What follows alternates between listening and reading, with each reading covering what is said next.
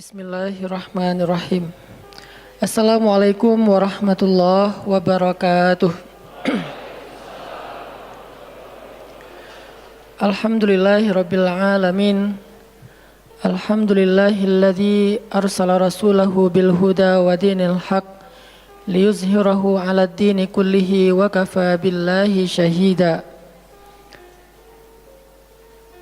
Asyhadu an la ilaha illallah wahdahu la syarikalah wa asyhadu anna Muhammadan abduhu wa rasuluhu la nabiyya ba'dah. Allahumma salli wa sallim wa barik ala sayyidina wa habibina wa nabiyyina Muhammad wa ala alihi wa sahbihi wa man tabi'ahu ila yaumiddin. Nahmadullaha ta'ala wa nashkuruhu la in syakartum la azidannakum wa la in kafartum inna azabi lasyadid. Qala Allah ta'ala fil Qur'anil Karim, a'udzu billahi minasy syaithanir rajim. Bismillahirrahmanirrahim. Wal 'asr innal insana lafi khusr illa alladhina amanu wa 'amilus shalihat wa tawasaw bil haqq wa tawasaw bis sabr. Wa qala ta'ala alam nashrah laka sadrak wa wada'na 'anka wizrak alladhi anqadha dhahrak wa rafa'na laka dhikrak fa inna ma'al 'usri yusra inna ma'al 'usri yusra fa idza faraghta fansab wa ila rabbika farghab. Shadaqallahul azim. Teman-teman semuanya, anak muda Kota Bandung, jamaah tetap sharing time atau sharing night Rabu malam yang dirahmati Allah Subhanahu wa taala. Semua orang di dalam kehidupan dunia itu pernah atau bahkan sering merasakan lelah. Karena dunia ini adalah tempat orang bermujahadah. Semuanya diraih dengan mujahadah. Gak ada yang didapatkan di dunia ini dengan cara yang mudah. Karena tabiat dari dunia itu adalah tempat bersusah payah. Fitrahnya dunia adalah tempat orang bercocok tanam, bukan memetik hasil. Yang namanya bercocok tanam, kalau kita melihat pada kehidupan para petani atau para pekerja di ladang, di sawah, di kebun, maka kita akan melihat akan melihat kelelahan, keletihan dan kesusah payahan yang luar biasa. Itulah tabiat dunia. Berbeda dengan tabiat di surga. Di surga itu semuanya akan didapatkan dengan cara yang mudah. Bahkan sebagian riwayat mengatakan seorang perempuan di surga apabila inginkan seorang anak, maka Allah Subhanahu wa taala akan memberikan anak kepadanya saat itu juga tanpa harus bersusah payah mengandung selama 9 bulan. Saat ini pengen punya anak dengan spesifikasi tertentu, maka saat ini juga dia akan diberikan anak bayi tanpa harus mengandung 9 bulan lamanya. Tanpa harus susah-susah menyusui. Allah akan datangkan untuk dia bayi yang dia sukai, kemudian Allah datangkan orang-orang yang akan, pelayan-pelayan yang akan merawat dan membesarkan bayi itu untuk dia. Karena di sana dia adalah seorang ratu yang tidak perlu lagi bersusah payah. Di surga itu ketika seseorang menginginkan makanan, maka Allah Subhanahu wa taala mendatangkan untuknya makanan dengan cara yang sangat mudah. Bahkan ketika dia menginginkan buah-buahan, maka pohon itu akan menunduk untuknya sehingga dia bisa memetik buahnya tanpa harus bangun dari tempat duduknya jika dia menginginkan itu. Tetapi kalau dia menginginkan sesuatu yang lebih, misalnya dia ingin berjalan-jalan di kebun-kebun di antara banyak kebun surga, lalu dia ingin merasakan memetik pohon sendiri sambil membawa keranjang-keranjang yang indah, maka Allah juga akan memperkenankan keinginannya. Kaifa yasha, sebagaimana yang dia inginkan. Berbeda dengan dunia. Di dunia, apapun yang kita inginkan itu harus melalui mujahadah. melalui ikhtiar. Bahkan ketika kita ingin menjadi orang yang sekedar tidur-tiduran pun, Allah Subhanahu wa taala mentakdirkan tidur pun lelah. Tidur aja capek. Duduk capek. Ada orang yang duduknya capek akhirnya dia berdiri. Ya. Ada orang yang capek berdiri akhirnya pengen duduk. Kapan duduknya capek pengen berdiri? Salah satu yang sering saya alamin itu kalau lagi naik pesawat.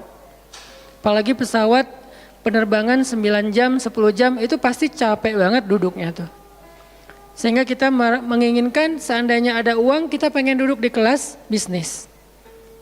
Tapi karena nggak mampu membeli tiket yang 3 kali lipat lebih mahal di kelas bisnis, ya nggak apa-apa lah di kelas yang biasa ekonomi. Tapi ketika lelah 4 jam, 5 jam pesawat berjalan itu udah luar biasa lelahnya, akhirnya berdiri mondar-mandir di antara lorong pesawat. Artinya duduk aja capek. Nggak ngapa-ngapain, suruh duduk doang. Nggak seperti orang dulu yang berangkat haji atau umroh, naik kapal, lewat darat, pas sampai di laut naik kapal dengan ontanya, dengan kudanya. Orang dulu mencari ilmu itu dengan mujahadah yang luar biasa. Dengan naik onta berminggu-minggu, ini naik pesawat cuma 9 jam, capek. Yang nggak ada guncangan, biasanya guncangannya cuma pas di awal sama pas mau landing doang. Di atas udah jarang ada guncangan karena dengan ketinggian tertentu dan pesawatnya besar. Tapi itu juga capek. Naik kereta coba, dari Jawa ke Bandung misalnya. Sebutlah dari Semarang, dari Malang, dari Surabaya naik kereta 10 jam. Itu aja capek. Nggak usah jauh-jauh, Bandung Jakarta aja 3,5 jam. Itu pun capek. Atau kita naik mobil, nggak perlu nyetir. Pakai online, duduk aja di belakang atau di sebelahnya si driver, perjalanan setengah jam dari tempat kerja kita ke rumah atau dari rumah ke tempat kerja, ke kampus, ke sekolah gitu. Itu aja capek. Artinya dunia itu emang kayak gitu tabiatnya teman-teman. Tabiat dari dunia itu adalah lelah. Sehingga kalau ada orang yang menghindari capek dengan tidak ngapa-ngapain, itu hal yang agak klise dan naif. Bagaimana dia bisa menghindari lelah? Bagaimana dia bisa menghindari ta'ab, bagaimana dia bisa menghindari bosan, bagaimana dia bisa menghindari dalam keadaan susah payah. Sedangkan dia masih berada di sebuah tempat, bumi, dunia yang tabiatnya memang tempat bersusah payah dan lelah. Satu-satunya cara menghindari lelah yang tidak perlu lagi bersusah payah itu hanyalah masuk surga. Tetapi kan itu tidak terjadi sekarang, kita harus meninggal dulu dan kita belum mau. Ada yang mau meninggal masuk surga sekarang? Kalau dijamin sih insya Allah ya, masalahnya nggak ada jaminan. Kalau para sahabat enak, mereka dapat jaminan. Surga Bilal, sebelum Bilal meninggal, Rasulullah udah bilang, Bima sabaktani ilal jannah ya Bilal. Dengan apa kamu mendahului aku ke surga wahai Bilal? Dengan wudu dan sholat syukur wudu. Begitu juga nanti ada sahabat lain yang dijamin masuk surga bighairi hisab wala azab. Salah satunya adalah Ukasyah. Kalau kita tidak ada jaminan apapun di akhirat kecuali berikhtiar dan bermujahadah untuk bisa mendapatkan kebaikan sebanyak mungkin di sisi Allah. Sehingga alangkah naifnya seseorang yang menghindar dari ta'ab wal ham wal gham. Dia berusaha menghindar dari lelah, menghindar dari susah payahnya kehidupan, menghindar dari beban-beban hidup. Itu nggak bisa dilakukan karena kita masih berada di dunia. Yang perlu kita sekarang coba pilih adalah kita mau lelah untuk hal yang sia-sia? Apakah kita mau lelah untuk hanya bersenda gurau? Apakah kita mau lelah hanya untuk hal yang tidak ngapa-ngapain? Atau justru lelah kita itu untuk sesuatu yang mudah-mudahan beribadah kepada Allah? Makanya disebut dengan lelahnya menjadi lillah. Karena dua-duanya lelah. Ada orang yang pergi ke masjid lelah. Capek pergi ke masjid. Tapi ada juga orang yang berbuat dosa, itu juga lelah. Memangnya kalau kita beribadah lelah terus berbuat dosa nggak lelah? Banyak orang yang berbuat dosa lelah dan kita pernah merasakan kehidupan seperti itu. Sehari, 2 hari, sebulan, setahun, 2 tahun. Sampai kita benar-benar merasakan lelah banget dengan dosa. Di malam hari berbuat dosa, lelah, akhirnya tidur sepanjang siang. Di siang hari berbuat dosa, lelah, akhirnya tidur sepanjang malam. Lelah sama lelahnya. Antara orang yang beribadah dengan orang yang bermaksiat itu sama lelahnya. Bedanya apa? Yang satu, lelahnya akan diganjar, dibalas oleh Allah dengan kebaikan dunia dan akhirat. Yang satu lagi, lelahnya hanya akan disudahi dengan penyesalan. Sama-sama lelah. Bedanya, lelah yang pertama mungkin baru dirasakan hasilnya setelah itu. Lelah yang kedua seolah-olah bisa langsung dirasakan kesenangannya, tetapi kesudahannya adalah penyesalan. Makanya pada malam ini kita ingin merenungkan beberapa nasihat baik dari Al-Quran maupun hadis tentang bagaimana kita menjadi orang yang setiap hari tetap lelah, tetap banyak beban, tetapi beban itu mudah-mudahan menjadikan kita mendapatkan banyak kebaikan di sisi Allah. Makanya Nabi SAW bersabda dalam hadis riwayat Bukhari dan Muslim, "An-nasu ka'ibil mi'ah, la takadu tajidu fiha rahilatan." Manusia itu seperti 100 ekor onta. Manusia ka'ibil mi'ah, seperti 100 ekor onta. Yang harganya murah 50 juta, yang hidupnya untuk disembelih pada akhirnya nahar, disembelih. Onta itu kan kalau disembelih sambil dia berdiri ya. Kalau ayam, bebek disembelih sambil dipegangin atau diangkat. Kalau kambing dan sapi dibaringkan. Kalau onta disembelih itu sambil diberdirikan. Dia berdiri langsung disembelih. Itu onta. Artinya manusia ka'ibil mi'ah. Nabi itu menggambarkan onta karena onta ini punya banyak macam. Mungkin di Arab nggak ada ayam yang bermacam-macam. Akhirnya pakai bahasanya onta. Kalau di kita mungkin ada ayam potong, ada ayam kampung, dan segala macam, ada ayam jago. Kalau bebek ada mentok, ada apa? Bebek yang biasa, macam-macam kan. Di Arab mungkin nggak terlalu banyak variannya dan nggak terlalu akrab dengan kehidupan sehari-hari mereka. Yang akrab itu kambing, kuda, keledai, onta. Akhirnya Nabi mengatakan, "An-nasu ka'ibil mi'ah." Nabi seolah-olah mengambil sebuah perumpamaan. Dan perumpamaan ini bisa kita ganti dengan culture yang berbeda di setiap negara. Tetapi perumpamaan yang paling baik itu adalah onta. An-nasu ka'ibil mi'ah. Manusia itu seperti 100 ekor onta ibil. Onta potong. Yang hidupnya hanya untuk disembelih oleh tuannya, kemudian dagingnya dimakan atau dijual. Kenapa bisa begitu murahnya? Cuma 50 juta, 40 juta dan berakhir dengan disembelih? Karena onta ini hidupnya tidak istimewa. Dia hidup hanya untuk makan, minum, tidur dan berkembang biak. Cuman itu misi dari kehidupan dia. Makan, minum, tidur, berkembang biak. Udah itu doang. Setiap hari kerjanya makan aja. Lihat hewan ternak ngapain? Merumput aja setiap hari. Nggak ada hewan ternak yang tiba-tiba dia lagi ngapain? Lagi sholat? Nggak ada. Hewan ternak misalnya lagi ngebantuin tetangga? Nggak ada. Hewan ternak lagi menjenguk yang sakit? Nggak ada. Hewan ternak yang lagi menyelesaikan hajat saudaranya? Hewan ternak yang lagi dengerin curhat? Nggak ada. Kenapa? Karena tugas misi kehidupan mereka itu cuma diciptakan untuk makan, minum, tidur, berkembang biak, udah. Ini namanya kalau di antara onta namanya ibil. Yang hidupnya itu sesederhana itu.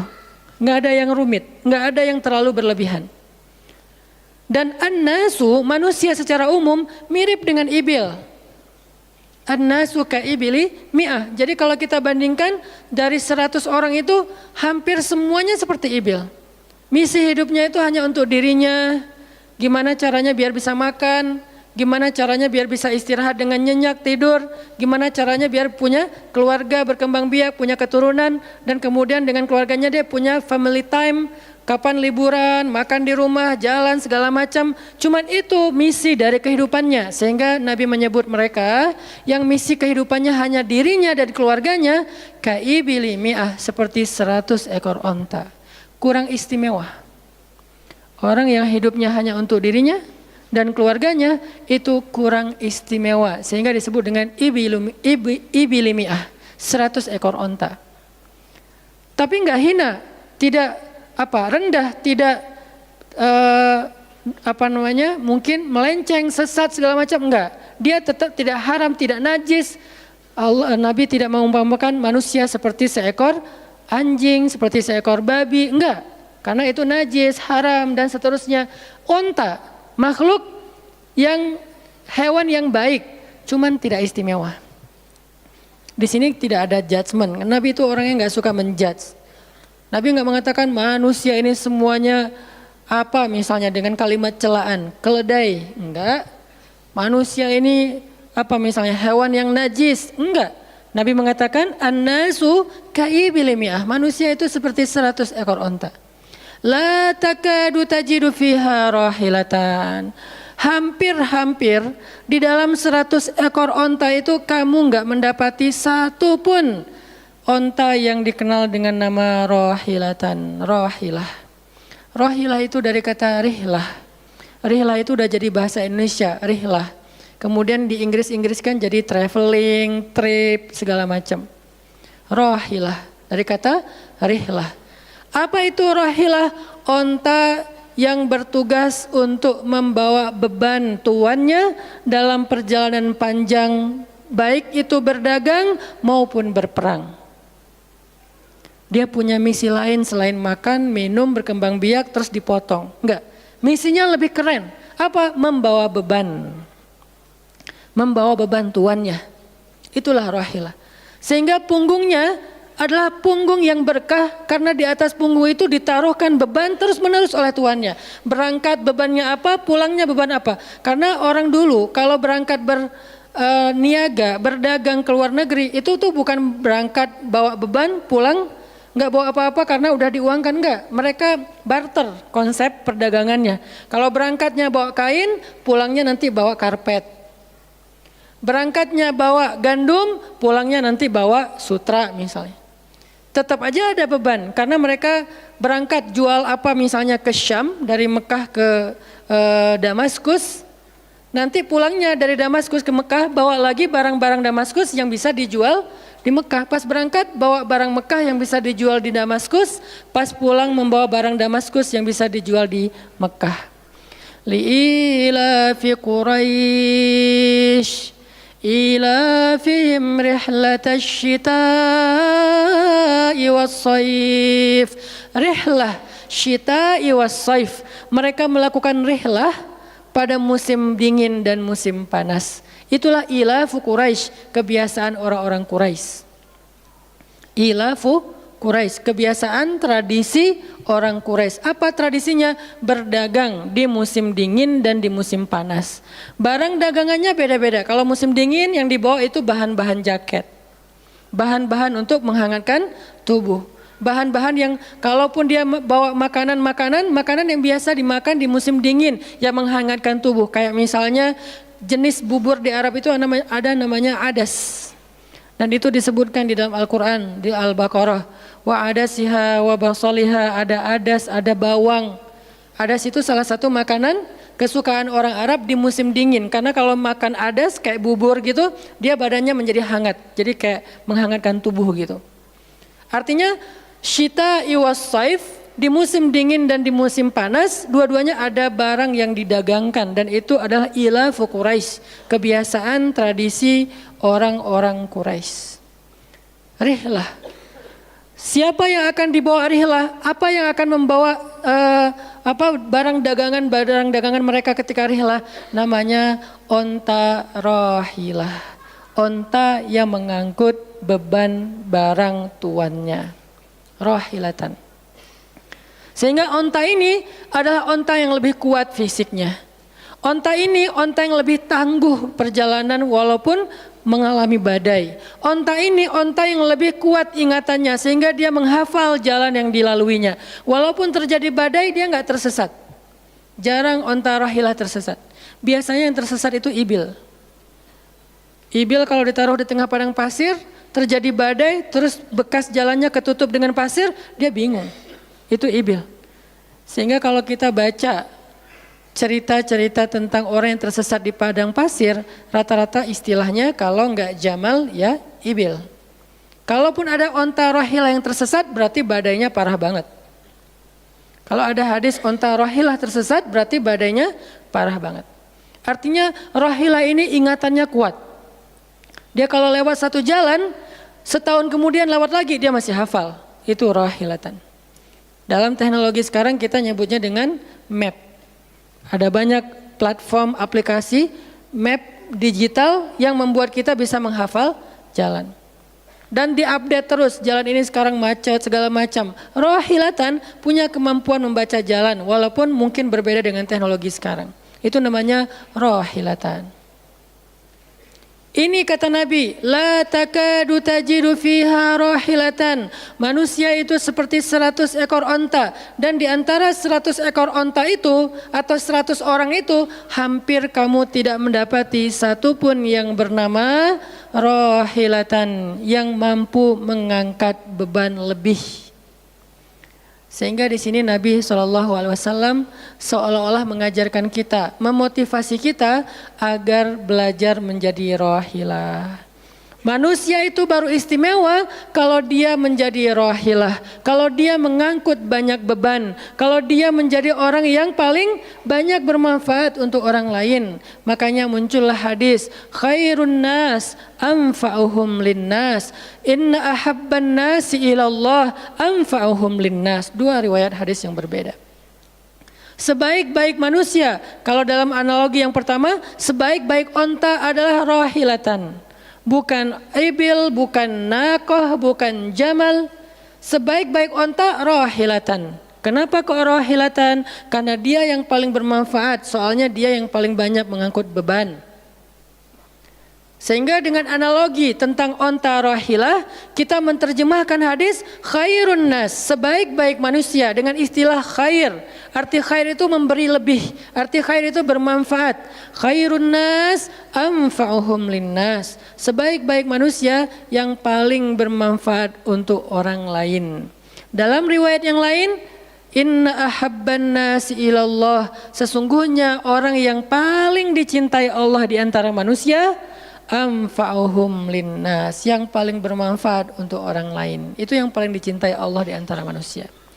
Muncul lagi hadis yang mirip, inna ahabbal a'mali ilallah sururun tudkhiluhu ala qalbi muslim. Sesungguhnya perbuatan, amal soleh, aktivitas, pekerjaan yang paling disukai Allah di antara yang kita lakukan dalam kehidupan sehari-hari adalah membahagiakan hati orang lain.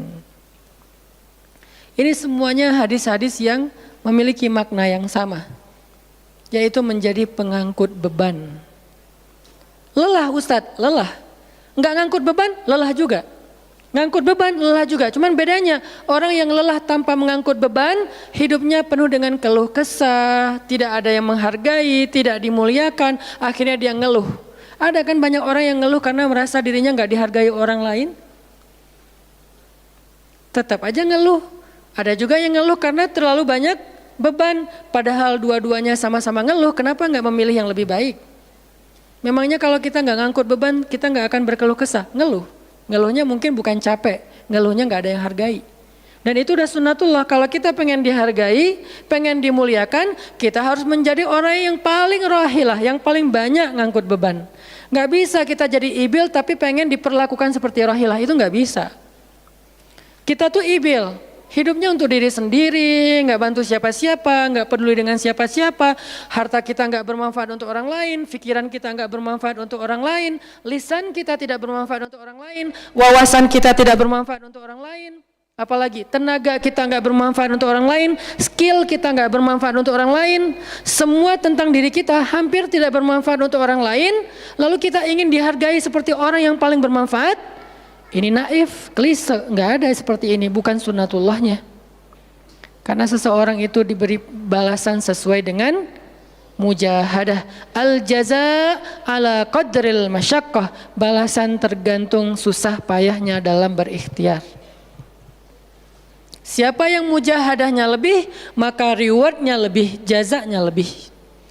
Jadi saya kadang-kadang ngerasa, dulu saya juga pernah merasa kayak gitu. Kenapa kok dia dihormati saya enggak? Kita enggak boleh cemburu tanpa alasan. Seolah-olah misalnya harusnya hormati semua orang dong, nggak bisa. Itu udah fitrah manusia dan sunatullah dalam kehidupan di dunia. Kalau kita pengen dihormati orang, kita harus menjadi rohilah. Kalau kita pengen dihargai orang, kita harus jadi rohilah. Nggak bisa kita berharap dihargai oleh pasangan kita atau calon pasangan kita, tapi kita nggak punya tanggung jawab, nggak bisa. Kalau teman-teman pengen dihargai oleh pasangan halalnya, teman-teman harus mengangkat tanggung jawab yang lebih berat daripada dia. Kalau dia yang capek kita leyeh-leyeh aja di rumah, tapi kita minta dihargai, saya kan suami. Suami itu bukan status, suami itu peran. Ada orang dia jenis kelaminnya perempuan, tapi dia suami. Kenapa? Karena dia mengambil peran laki-laki. Dan itu saya melihat banyak perempuan seperti ini, hebat dan memalukan bagi suaminya.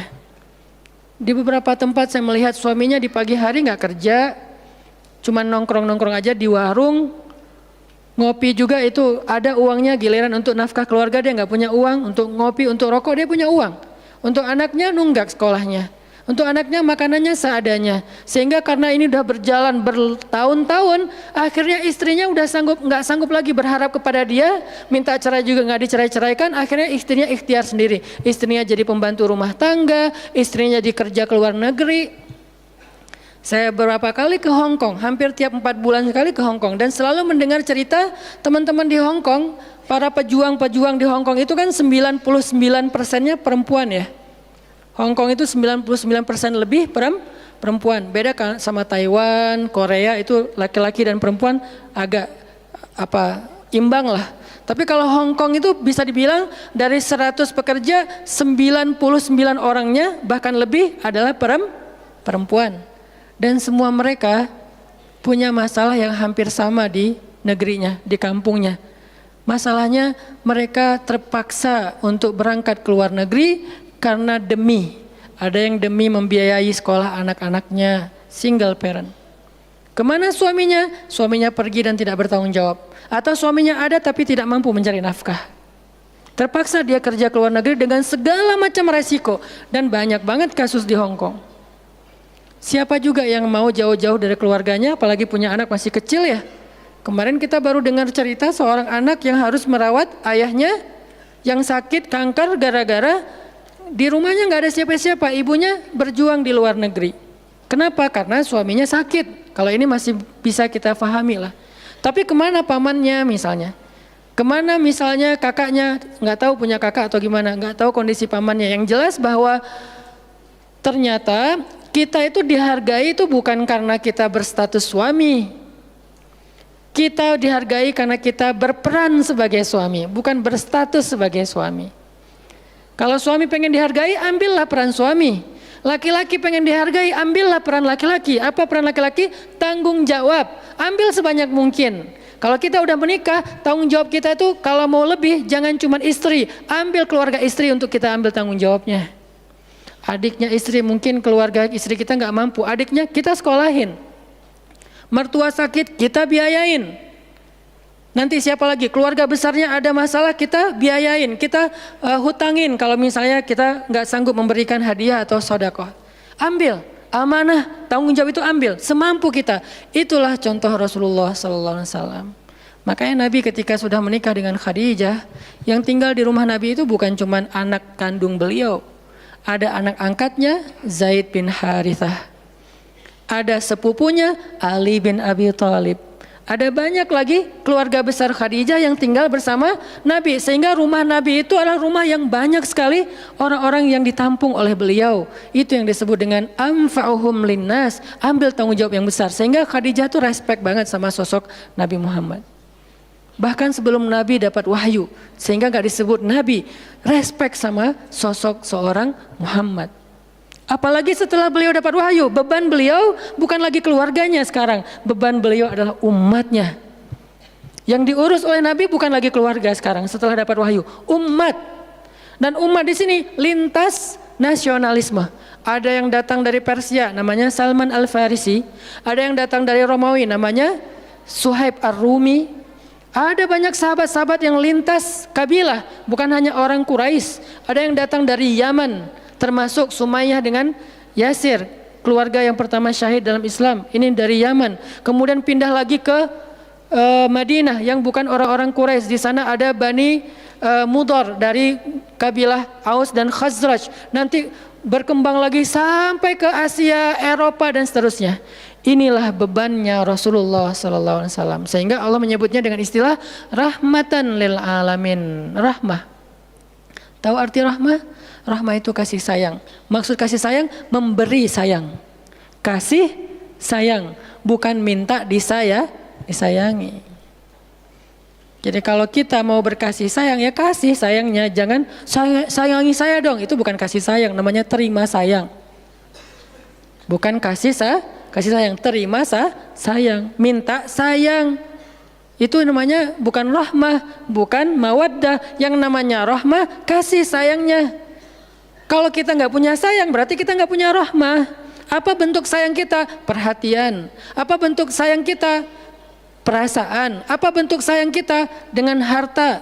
Itu sayangnya. Dan Nabi, wa ma arsalnaka illa rahmatan lil alamin. Tidaklah kami mengutus engkau Muhammad kecuali untuk menjadi kasih sayang kepada alamin. Arti rahmah dalam tafsiran yang lebih luas menyelesaikan hajat manusia seluruh alam. Seluruh alam. Itulah kenapa Nabi Muhammad menjadi orang yang paling mulia. Karena yang diambil bebannya itu bukan satu keluarga Khadijah. Bebannya itu bukan satu kota Makkah. Bebannya itu bukan cuma orang Arab. Alamin. Sehingga Allah mengatakan, wa rafa'na laka dzikrak. Kami angkat engkau menjadi manusia yang paling mulia. Karena beban yang diambilnya paling berat. Apa beban Nabi? Apakah cuma ceramah? Enggak cuma ceramah. Kalau cuma ceramah gampang. Saya pernah menjadi penceramah dan saya pernah menjadi programmer dalam dakwah. 8 tahun saya ceramah di Bandung, gampang banget. Dan kalau mau nyaman jadi ustadz, mending saya jadi penceramah aja, gampang banget. Diundang-undang, ustadz mau dijemput? Ya jemput dong, jemput. Ya, ustadz kan dijemput, jarang kita jalan sendiri, seringnya dijemput. Dan karena dia pengen memuliakan kita, dia cari di tempat itu siapa yang punya mobil paling bagus untuk menjemput ustadz. Kalau di kampung, cari siapa yang punya mobil baru yang tahun misalnya 2018 lah, kalau nggak ada 2019. Saya punya, ya udah pinjam ya untuk jemput ustadz. Oh boleh saya senang, jemput. Kalau perlu yang punya mobilnya sekaligus jadi supirnya, jemput ustadz. Enak jadi penceramah. Jemput, tunggu di depan rumah, nggak langsung ketok. Kenapa? Nggak enak mau ngetok, biar ustadznya santai aja. Ustadznya keluar dibukain pintu. Terserah mau duduk di depan, duduk di tengah. Kalau ustadznya duduk di tengah, nggak ada yang di sebelahnya, kosong. Mau goler-goler, mau jungkir balik, bebas. Ustadz. Saya pernah ngalamin masa kayak gitu. 8 tahun, mudah banget, diundang-undang. Semua wajah tersenyum, nggak ada yang cemberut, namanya juga ustadz. Selamat datang Ustadz, alhamdulillah bisa ketemu sama Ustadz, silakan. Duduk dikasih makanan yang paling baik. Dihidangkan segala macam, minuman aja 5 jenis. Sampai bingung nih mana yang mau diminum. Ustadz mau apa? Kadang-kadang beberapa teman-teman panitia yang sangat udah pro banget nanya. Ustadz itu nanya ke asisten lah atau siapa manajemen, kalau dia punya manajemen. Ustadz tuh sukanya makanan apa? Disediakan makanan kesukaan Ustadz. Kalau ke Bandung Ustadz senangnya makan apa? Disediakan makanan khas Bandung kesukaannya Ustadz. Dicari dari restoran terbaik yang ada di kota itu. Ini perlakuan terhadap Ustadz, nyaman banget kalau ceramah tuh. Ceramah berapa lama? Terserah Ustadz. Kalau lagi mood 3 jam. Kalau enggak lagi mood 45 menit. Ustadz kok ceramahnya cuma sebentar? Saya lelah sekali. Oh enggak apa-apa Ustadz, istirahat ya Ustadz, sehat terus ya Ustadz, doain. Pulang dianterin, maaf dikasih amplop, transport segala macam. Kadang-kadang wah ngasihnya cukup untuk 2 bulan makan. Masya Allah enak. Kalau cuman yang disebut dengan rahmatil alamin itu cuman ceramah, itu bukan rahmatil alamin. Walaupun itu salah satu kebaikan. Tapi kemudian setelah 8 tahun saya berdakwah dengan ceramah, saya mengubah konsep dakwah saya menjadi programmer. Memprogram masjid. Al-Latif. Saya ngomong dengan Pak Iman beri saya kesempatan memprogram Al-Latif. Bikin gerakan, bikin dakwah. Bukan masjid yang memprogram, kemudian Ustadz mengisi. Itu salah. Menurut saya Keliru kalau masjid membuat program, ustadz cuma mengisi program itu. Keliru. Ustadz yang program, masjid fasilitasi, nanti insya Allah akan berkah. Alhamdulillah Pak Iman, Ketua DKM Al-Latif sepakat. Ya udah Ustadz silahkan, mangga dikasih waktu 2 tahun. Kalau nggak ada perubahan diambil alih. Dalam 2 tahun kita coba program dari awal. Bikin gerakan anak muda, pemuda hijrah lahir waktu itu. Mulai programming, gimana caranya biar masjid rame. Dari yang cuma 20 orang kajian setiap Rabu malam, dari dulu udah Rabu malam. Yang hadir berapa orang? 20 orang. Kalau Persib lagi main, libur. Semua pada nonton. Malah sering lagi libur. Kadang-kadang Persib nggak main. Terus yang main siapa? Yang main Piala Eropa kah, Piala Champion kah, Liga Eropa, Piala Dunia, libur. Akhirnya berkembang pelan-pelan jadi setengah masjid, satu masjid, membludak keluar masjid sampai ke Jalan Cendana. Akhirnya pindahlah ke masjid ini. Kenapa? Karena udah nggak nampung, nggak enak juga dengan tetangga karena parkirnya kemana-mana. Kan kita pindah ke sini karena Al-Latif nggak nampung. Nah, ketika dakwah berubah menjadi programmer, bebannya beda. Udah nggak kayak dulu, nggak beda. Pergi taklim, pergi sendiri. Bahkan berkorban dengan harta sendiri, bareng-bareng dengan teman-teman. Semuanya lelah, kita meeting sampai tengah malam. Emangnya gampang membuat tren hijrah? Nggak mudah teman-teman. Kita harus meeting, mikirin. Sekarang tambah lagi beban yang lain. Barisan Bangun Negeri. Para ustadz berkumpul, bikin gerakan bersama. Kita bikin Barisan Bangun Negeri. Dikasih amanah untuk jadi amirnya. Mikirin apa yang harus kita lakukan. Program pertama saya bilang less waste. Isu lingkungan. Kenapa? Kita pengen jadiin masjid sebagai 911. Tapi pelan-pelan, nggak bisa langsung. 911 ini nanti kalau ada masalah di masyarakat, tetangga masjid yang ditelepon masjid. Anak saya sakit, telepon masjid. Ada yang meninggal, telepon masjid. Ada yang pingsan, telepon masjid. Ada yang baru diputusin, telepon masjid. Sampah ini udah darurat. Bandung ini hanya batas deadline penanganan sampah kita kalau kata Pemkot itu sampai 2023. Kalau kita nggak punya alternatif, ini akan jadi masalah besar. Jakarta, saya kemarin ke Jakarta sampai 2022, lebih cepat sedikit daripada Bandung. Artinya mereka hanya bisa menampung sampah sampai 2022. Sisanya kalau nggak ada solusi alternatif, maka akan terjadi masalah besar, tumpuk sampah di depan rumah masing-masing selama nggak usah sebulan, seminggu aja gimana rasanya? Nggak ada yang ngambil sampah di depan rumah kita, seminggu aja. Petugas sampah nggak ngambil sampah di depan kos-kosan, di depan rumah. Sehari telat aja itu udah nggak enak, apalagi seminggu, sebulan, setahun, jadi gimana? 2022, kota-kota besar rata-rata terancam dengan bom waktunya sampah.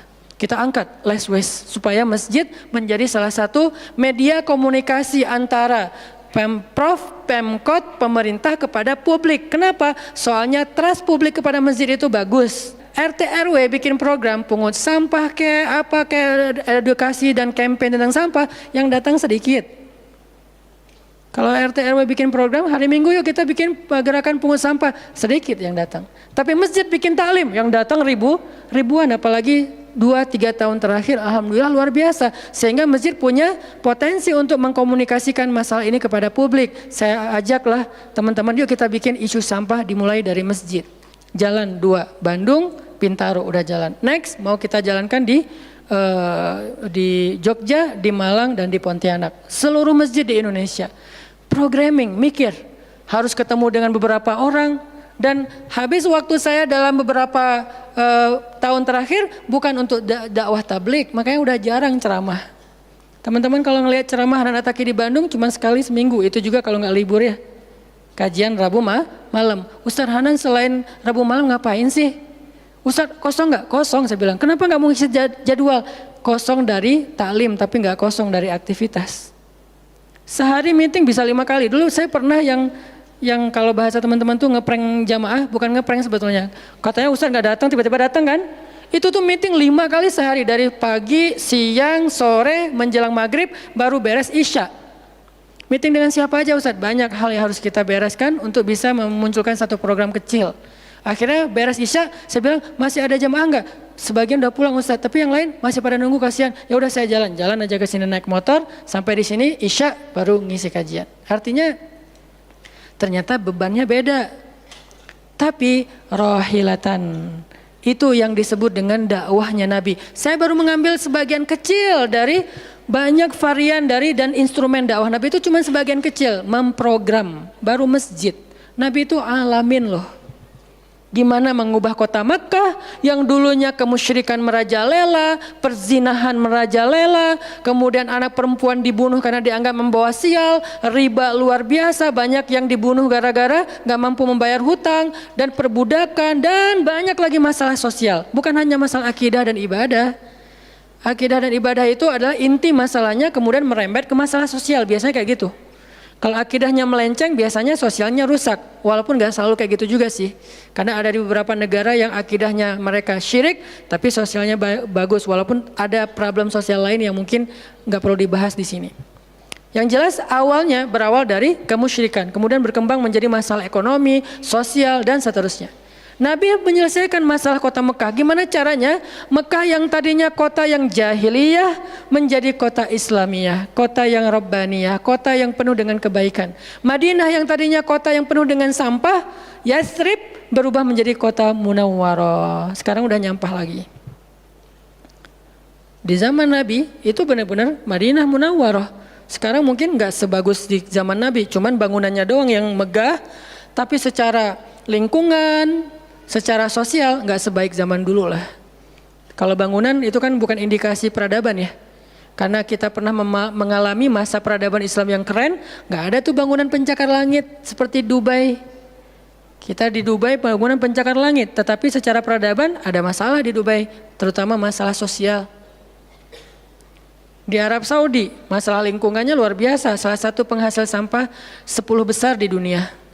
Kalau untuk masalah sampah organik termasuk 5 besar di dunia. Artinya makan sering dibuang-buang. Makanya sampah organiknya paling banyak, waste-nya paling banyak. Itu yang diselesaikan oleh Nabi di kota Mekah dan Madinah. Kemudian berkembang di kota-kota lain sampai ke Irak, sampai ke Syam, sampai ke Mesir, sampai ke Eropa, sampai ke Turki, sampai ke Afrika, bahkan sampai ke Nusantara. Rahmatan lil alamin. Rahmah bukan cuma ceramah. Kalau ceramah, Nabi lebih jago dari siapapun. Orang siapapun yang berceramah itu kopas dari Nabi kan? Ada yang ceramah nggak kopas dari Nabi? Nggak ada. Kopas dari Nabi Musa? Enggak, kecuali diriwayatkan dari Nabi Muhammad, kemudian baru Nabi Muhammad meriwayatkan dari Nabi Isa dan Nabi Musa. Semuanya kopas, copy paste dari Rasulullah SAW. Artinya kalau mau ceramah, bahan Nabi itu banyak banget. Dan kalau Nabi mau ceramah, yang ngundang pasti banyak banget. Jadilah Nabi dai sejuta umat. Capek pasti setiap hari 5 kajian. Nabi lagi di mana? Lagi di Syam.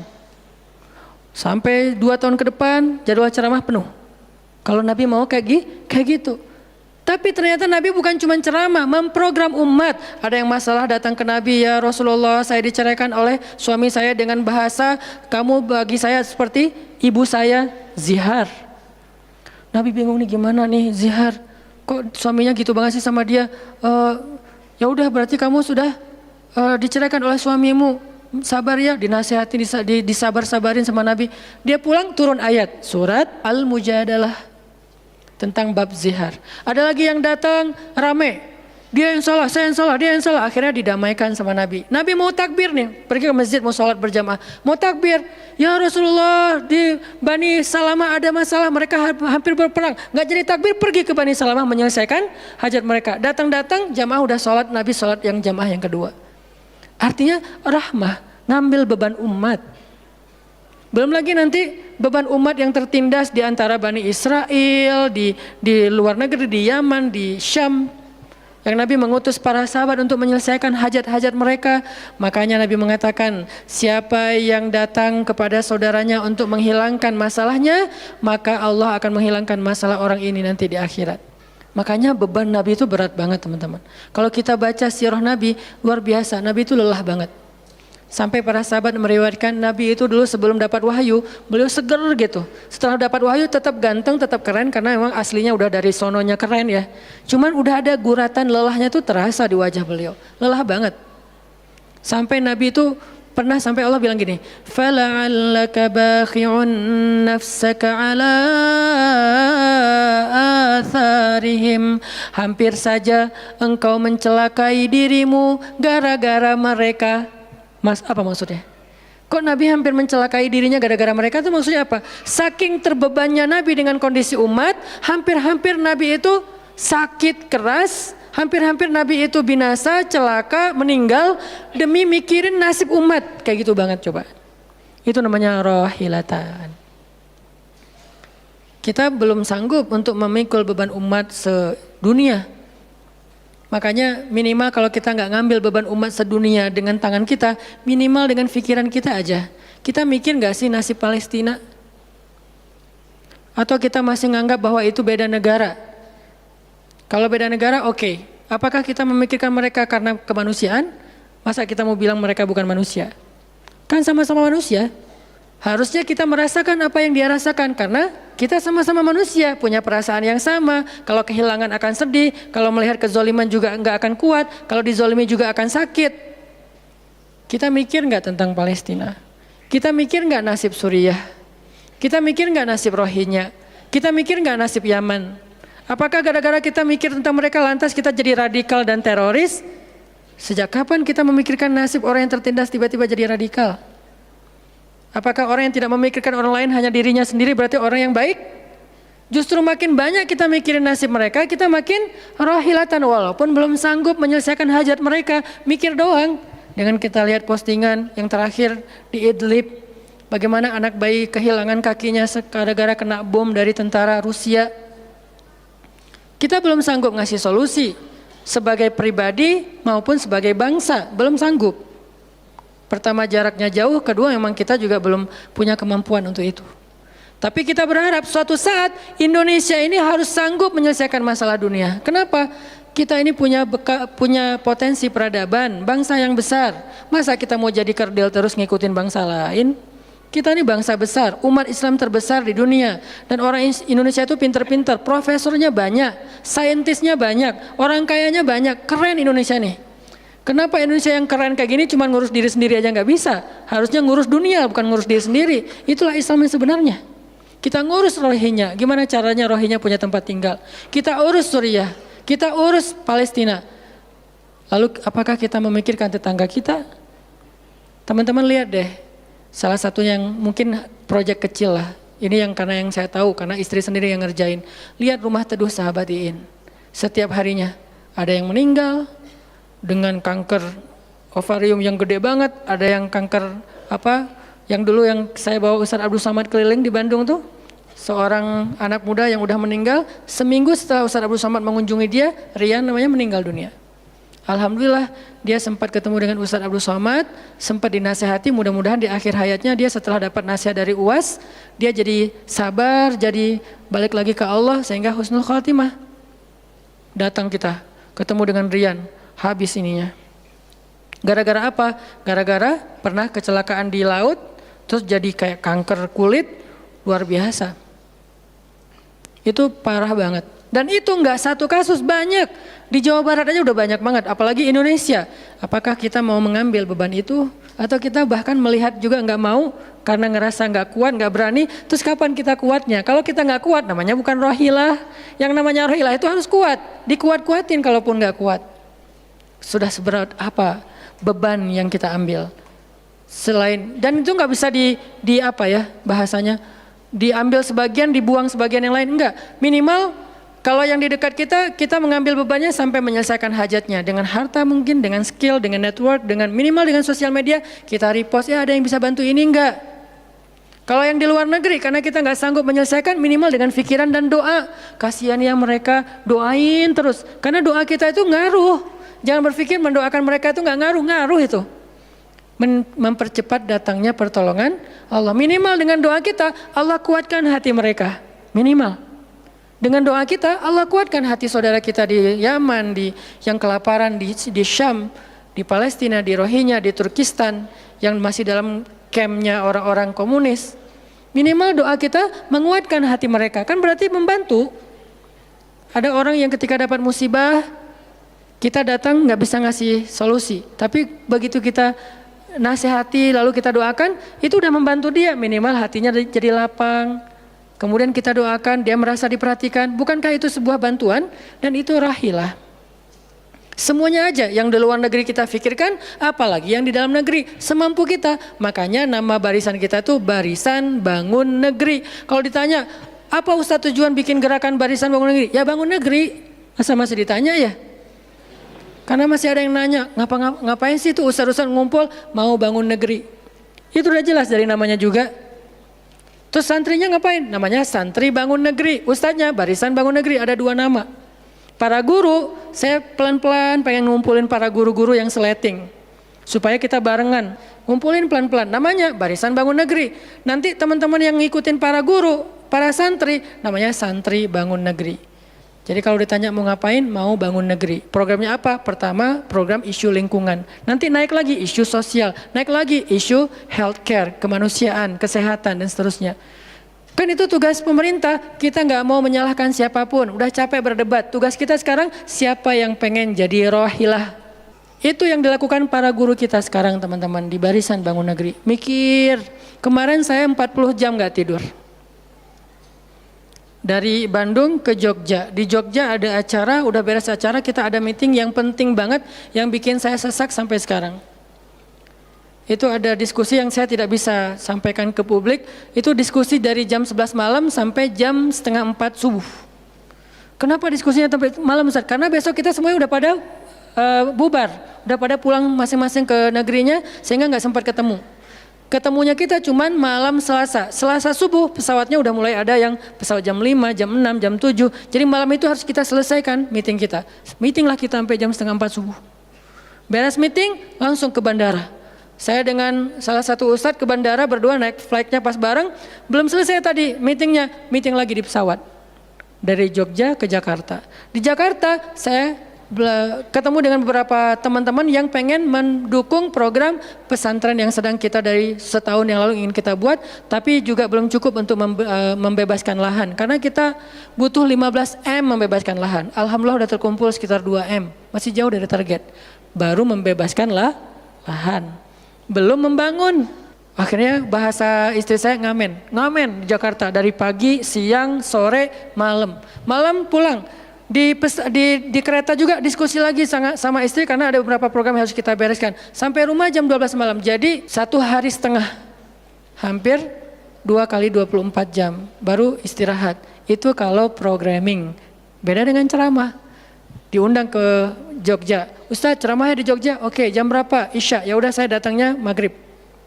Terbang jam 5, sampai di sana maghrib. Ceramah, beres ceramah, saya tidur. Gampang kan? Beres ceramah jam 11 malam, balik ke hotel. Dipesankan hotel sama panitia. Hotelnya mau yang gimana Ustadz? Terserah, yang dekat-dekat aja biar nggak capek di jalan. Oh ya Ustadz, dikasih hotel biasanya yang enak, yang deluxe. Masuk ke hotel, mandi air hangat. Ya, beres mandi air hangat, pesan makanan online. Karena tadi belum makan, misalnya kalau telat makan juga, pesan datang ke kamar. Kadang-kadang saya cuma pesan 1 jenis, mereka pesan 3 jenis. Saya belum makan, lapar, boleh nggak pesan sate? Oh boleh Ustadz. Datang sate, datang mie godok, datang apa, banyak. Semuanya ditaruh di depan kamar. Ustadz, ini udah ada makanannya. Masya Allah makanannya banyak gini. Kalau cuma ceramah, habis makan jam 12, tidur. Bangun sholat subuh, beres subuh, olahraga. Ya, karena di hotel, treadmill. Beres treadmill, berenang. Beres berenang, breakfast. Beres breakfast, terbang ke Bandung. Kan enak ya? Kalau cuman ceramah. Jadi kerjanya cuman 1,5 jam pas ceramah. Itu juga santai. Namanya juga ceramah gampang. Tapi kalau programming, buat program, kayak tadi ceritanya, meeting, gak beres-beres. Sampai enak dengan meeting. Kopi entah berapa gelas. Ada yang digulaan, ada yang nggak digulaan. Ada yang pakai susu, ada yang nggak pakai susu. Sampai diistilahkan yang nggak pakai susu kopi akhi, yang pakai susu kopi ukhti. Semua jenis kopi. Artinya rohilatan. Ternyata memang benar kata Nabi, manusia itu seperti 100 onta, sedikit yang rohilatan. Makanya sekarang kita mau milih mau jadi rohilatan atau mau jadi 100 onta. Dimulai dari hal yang kecil. Saya ngajak teman-teman, yuk kita jadi rohilah, kita angkat beban negeri kita, beban bangsa kita. Saya pengen banget masjid itu jadi kayak rumah teduh. Sekarang yang menjalankan pasien kanker kurang mampu se-Jawa Barat, salah satunya rumah teduh itu. Yang sekarang ada 15 rumah dengan sekitar 300 pasien. Yang setiap kali operasi itu 40 juta. Karena kalau pakai BPJS antrinya setahun. Sehingga harus pakai jalur normal. Dan beberapa di antara mereka belum sanggup untuk membayar cicilan BPJS sehingga nunggak nggak bisa pakai. Kita selesaikan. Harusnya itu dilakukannya oleh masjid. Kenapa? Karena potensi zakat, infak, sedekah, kenceleng masjid gede. Jangan cuma dipakai buat renov. Jangan cuma dipakai buat pengumuman hari Jumat. Kenceleng minggu ini 300 juta. 300 juta di sebelah masjid ada orang lapar. Berarti ngapain 300 juta teh? Harusnya 300 juta itu kenceleng minggu ini. Harusnya 300 juta. Tapi tinggal 10 juta. Kenapa? Beban umat diangkat semua sama masjid. Itu cita-cita kita, pengennya masjid itu menjadi, makanya ada hashtag masjid peradaban. Apa masjid peradaban? Masjid rohilah, masjid yang mengangkat beban umat, bukan cuma membuat program jihad, pengajian hari Ahad. Udah lewat lah masa kayak gitu-gitu, udah nggak keren. Ini saya tantang masjid-masjid yang ada di Indonesia, jangan hanya fokus dengan taklim. Taklim itu udah banyak dan mudah melakukannya, kurang challenging. Coba masjid mikirin masalah sekitarnya, satu masjid mikirin satu RW kalau masjidnya kecil. Kalau masjidnya masjid kecamatan, mikirin satu kecamatan. Kalau udah beres dengan kecamatannya, nggak ada lagi masalah, pergi ke kecamatan sebelah. Kolaborasi dengan masjid kecamatan sebelah, yuk selesaikan masalahnya. Bisa banget kalau masjid mau. Tapi serahkan programnya ke ustadz yang ngerti harokah, yang ngerti pergerakan. Dan sekarang udah banyak ustadz yang ngerti pergerakan. Baru kita akan melihat Indonesia yang luar biasa. Terus apa yang bisa kami lakukan Ustadz? Yuk bareng-bareng dengan saya, dengan pemuda hijrah, dengan para guru barisan bangun negeri, kita bangun deh Indonesia semampu kita. Dengan apa? Dengan skill kita masing-masing. Dengan potensi kita masing-masing. Ada yang punya harta dengan hartanya. Ada yang punya kemampuan skillnya dengan skillnya. Saya udah berkali-kali menjelaskan, skill itu untuk dakwah penting, bukan hanya penceramah. Nah, mau nggak nih teman-teman? Yuk kita bangun Indonesia. Sekarang kita mikirin apa yang bisa kita lakukan untuk Indonesia, masing-masing dengan potensi kita. Karena kita anak masjid, anak masjid. Karena kita banyak sering ke masjid, ya udah kita bangun Indonesia dengan cara masjid. Dan ternyata cara masjid itu bukan cuma Allahu Akbar dan Subhanallah, salam, enggak. Yang dibicarain di masjid itu bukan cuma juz-juz Al-Quran, tapi masalah umat. Karena Nabi membicarakan masalah umat itu di Masjid Nabawi. Yang kita pengen ke sana, berharap banget bisa umroh. Apakah di Masjid Nabawi itu cuma ada raudhah kemudian orang berdoa egois banget pengen masuk surga sendiri? Enggak. Di raudhah itu Nabi dengan Jibril bicara tentang umat. Gimana caranya umat ini selesai masalah mereka. Sampai ke penjuru dunia. Yang terjajah dibebaskan dari penjajahan, yang terzolimi dibebaskan dari kezoliman. Itu namanya rahilah. Saya yakin di sini banyak potensi dan skill yang keren-keren. Coba berikan skillnya untuk dakwah, dedikasikan skillnya untuk agama. Yang kalau kita dedikasikan untuk agama, insya Allah untuk bangsa dan negara udah pasti.